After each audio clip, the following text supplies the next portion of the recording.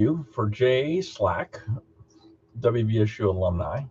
He's going for his master's. I forget what school. Oh, wait, you get that way. Anyways, he sent me several questions.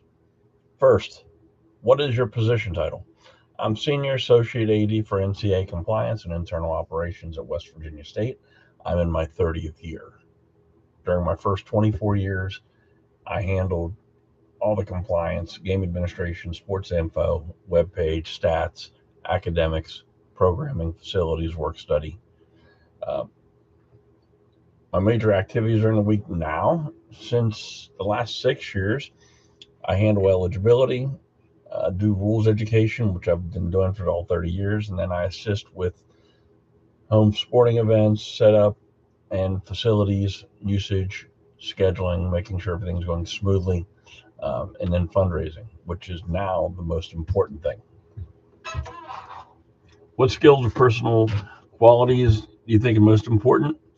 Organization, planning, and you have to be able to talk to everyone. I go to a meeting, I shake everyone's hand. I make sure everyone knows me. You never know who's going to one hire you, one or two, who's going to have some type of money to give to the institution. So you have to be able to shake hands and interact with everybody. You have to be a sponge. You have to learn from people. You have to learn to listen, and then you have to learn to ask some questions. And you cannot be a clock watcher. If you're going to work in athletics, I'm in every day still at 7:30, and I go home 7 o'clock at night. And right now, I'm just handling compliance stuff because a lot of the NCA recent changes with their software, they don't work. It's a pain in the ass, and it doesn't work well. And what I used to be able to do with 250 student athletes and reports and a compliance assistant, I can't do it all with compliance assistant too. How did you get in this field? I've always loved sports. From the age of 4, on my street back home in Weirton, I'd be organizing even the older student kids in the street on playing games and sports and the different neighborhoods we would play. And when I wasn't playing in the backyard, I was going down to Kings Creek and playing baseball, or out to termites to play baseball, or to umpire, to referee, go down to the Millsop Community Center. I love sports. It's been my whole life. Reading the back of baseball cards, learning the rules, learning this, working at the different season, different sports, baseball, softball, football. Didn't have volleyball growing up, didn't have soccer, but basketball, love it, love playing it.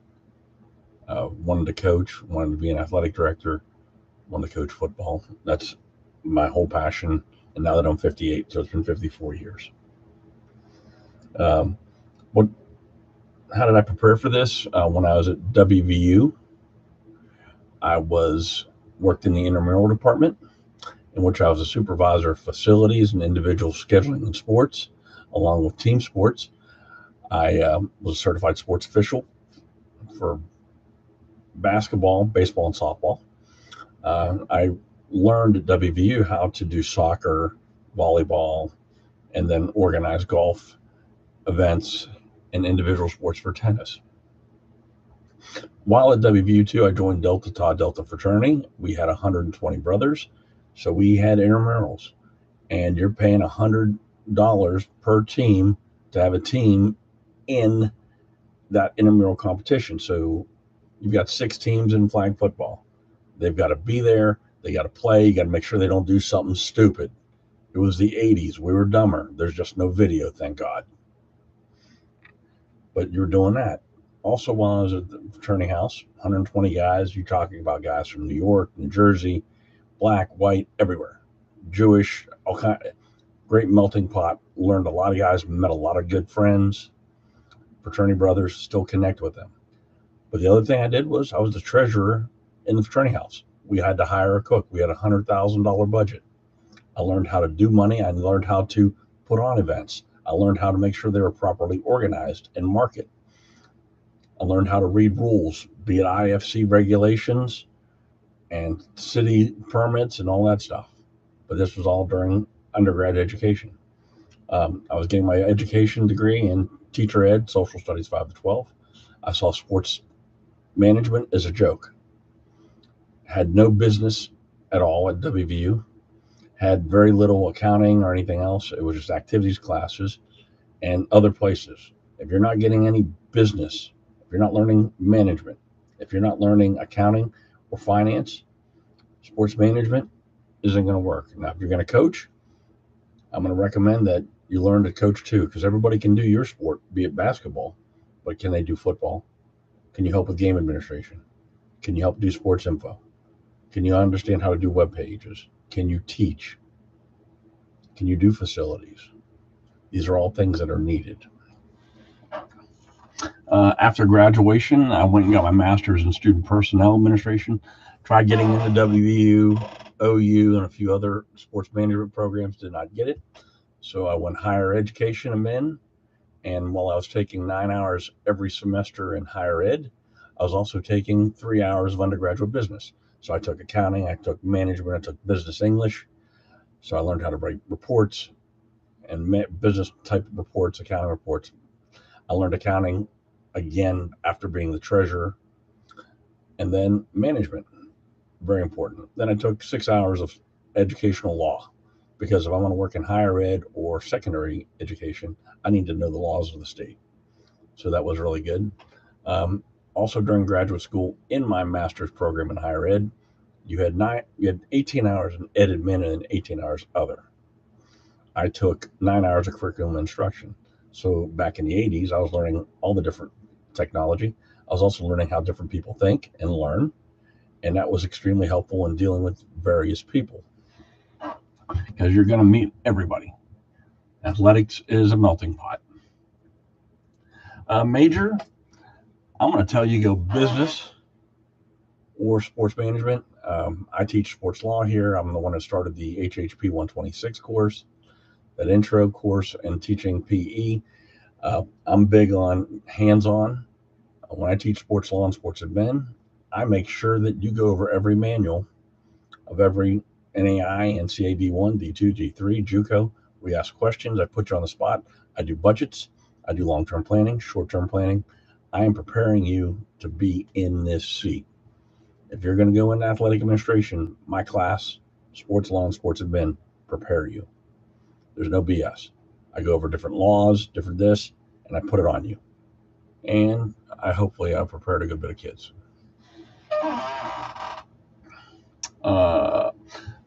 After my master's, I went to Glenville State, using my master's in education administration, higher ed. I was the director of student activities, residence life, and all activities on campus. And I volunteered my time in athletics. Glenville State, back in 1992, had a coach named Rich Rodriguez. So I did all the stats for football. I helped with NCAA compliance. And then during those 3 years, I was an assistant basketball coach. I helped and I handled all the stats for basketball, football. I did the academics. I helped the compliance guy, Kenny Osborne, who used to coach at Concord, very good friend, helped him with compliance, and then I would coach. It was a 9-month position. So during the summer, I would go and work Xavier's basketball camp, Wake Forest basketball camp, Radford's, James Madison. I got to meet a lot of people, be it coaching or administrative, during my summers. But I was always shaking hands. How rapidly is the field growing? And the administrative side is shrinking because the money's not there. And that's a bad thing. Salaries, I've been here 30 years and I've topped out. And me moving, I'd have to go up to be an AD and then have to worry about fundraising and all kinds of other stuff, or get a D1 job, in which the stress level in this is not worth it, depending. So you have to watch. Coaching, they're paying coaches, and the coaching staffs are getting bigger, but also with name, image, and likeness, the money is getting tighter. So you are better win and better win now. The future, I'm going to tell you, make sure you get as much experience as possible at the school that you're at.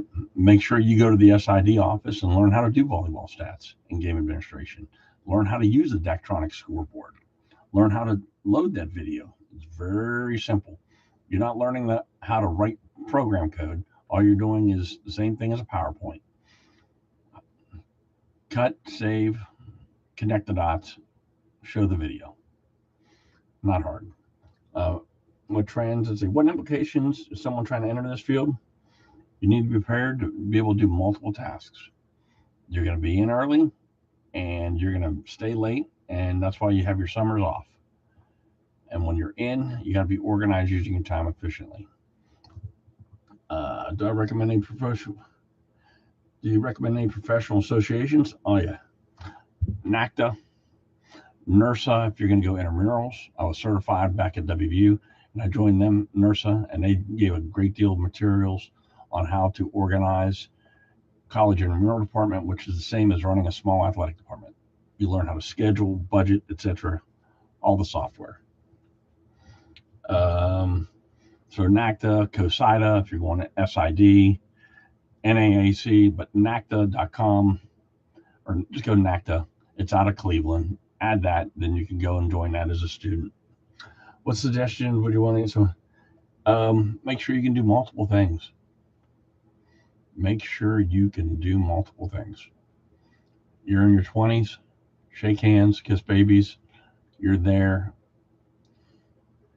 Learn as much as possible. Be the first in and the last out. Force them to want to hire you. What's the most interacting with people and overcoming obstacles? I love when someone tells me no. Be it with NCAA rules, or be it with how we're scheduling something, or facilities, or trying to get things to work. I love overcoming those obstacles. I love working with people. I love getting to know the students. That's one of the things now, the last 6 years not being SID. I got kids coming into my office, and I know their name. I probably sent them 6 or 7 emails explaining the rules, or explaining this, or helping them with getting them to graduate, but I don't know a face. What are disadvantages working? Well, if you're in Charleston, West Virginia, there's no law school close. Marshall doesn't offer law, and they don't offer master's or PhD in PE. They don't offer a PhD in sports management. They do have an EDD, or they did, and they just got rid of it, sports management. But working in West Virginia, not all the small schools gave free credits.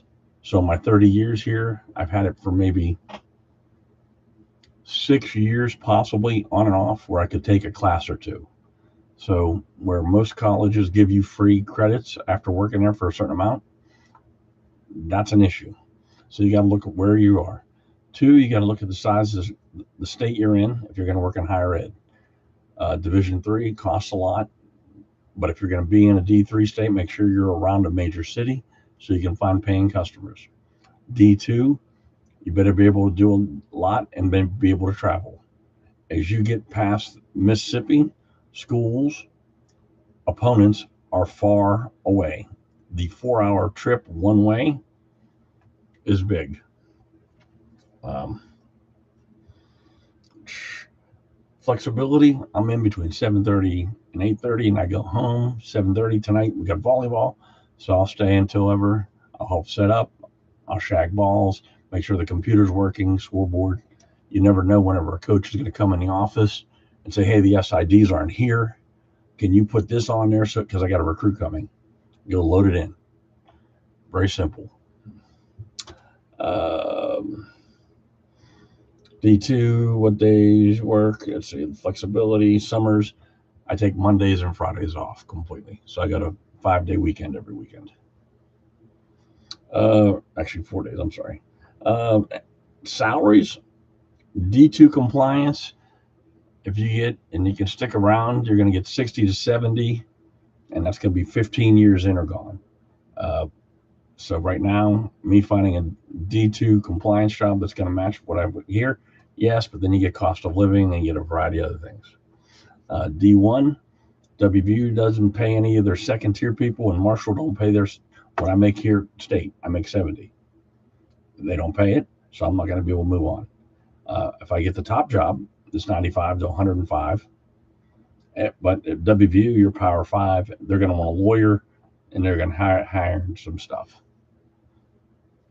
Benefits. It's a public system. You get medical, you get retirement. Certain states, you'll get dental and you'll get eye. You got to pay for everything outside in West Virginia, but it is good. And you get retirement. What equipment? NCA web pages, be it transfer portal, eligibility center, compliance assistant 2, LSDBI for rules. Those are all the NCA platforms there. Sidearm, which is the website, Daktronics stats, or Daktronics web pages. I'm sorry, Daktronics scoreboards. I'm sorry. Genius software for stats. I went back and did it. I've learned how to use Presto. I've also learned how to start using the Genius software that the NCA bought into. And that's an interesting thing. Things on campus in this administrator position, being able to use Banner, Slate, Spry, stuff like that to communicate with different departments on campus and to check eligibility, check bills, check kids enrollment. Ratio, right now I think it's 40% women to 60% men in compliance. A lot of women get to move up and go the senior women's administrator route and don't take compliance with them. Some do. And I did send you a copy of my resume, Jaden, and I sent it to your Jae Slack 9. So I'm going to send it to your other one too.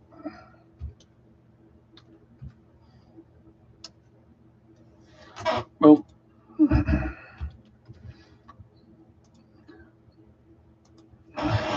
but I sent you a copy of my resume, bio, cover letter for an assistant position, and compliance.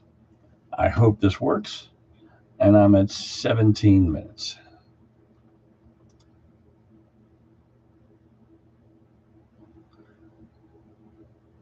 No, not yet. Let's go here. Do I go here? No. All right. All right. Let me. Oh, shoot. What do I do? Oh, there it is. Copy. All right. How do I end this? All right. Let me kill this.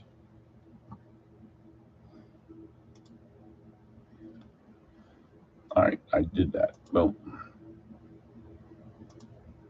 And I'm going to end the stream at 17 minutes, 48 seconds.